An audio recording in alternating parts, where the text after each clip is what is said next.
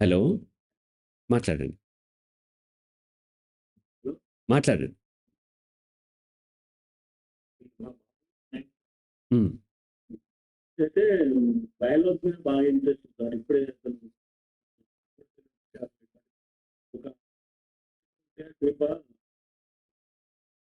Check చేస్తూ గురించి ఆలోచన దాంతో పిల్లలు అయ్యాయి హ్మ్. వాళ్ళు ఇట్లా అన్ని చెప్పాలి హ్మ్.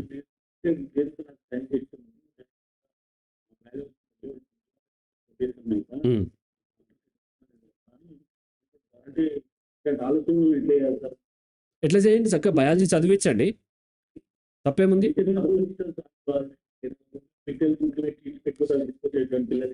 చేయనివ్వండి. అవును. అతని అతని ఇంట్రెస్ట్ ఉన్న దాంట్లో చేపించడానికి మీకు అభ్యంతరం ఏంటి? అవి 14 ఇయర్స్ తెలుసు. యాక్చువల్గా ఇవన్నీ మనము హై స్కూల్లో చదవాలి, కానీ మనం చదవకుండా ఏం చేసామంటే బై హార్ట్ చేసి వచ్చేసాం. అందువల్ల మనకు తెలియదు. ఇవన్నీ కూడా 8th, 9th క్లాస్లోనే ఉంటాయి.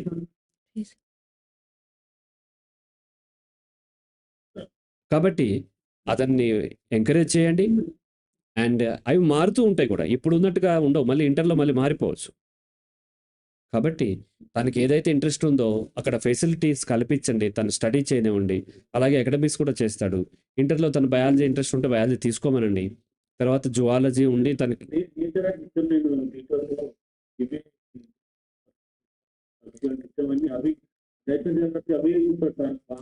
చూడనివ్వండి. మీకేంటి అటువంటి ప్రొఫెషన్‌లోకి వెళ్తే ఎవరు చెప్పారు కాదని? మీకు తెలియదని చెప్తున్నారు కదా!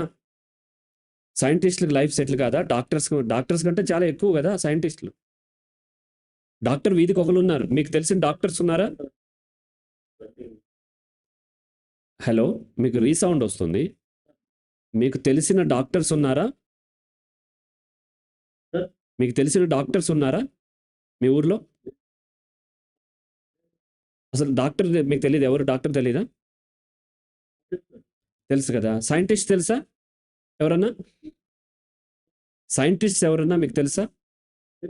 తెలవదు. అంటే ఏంటి?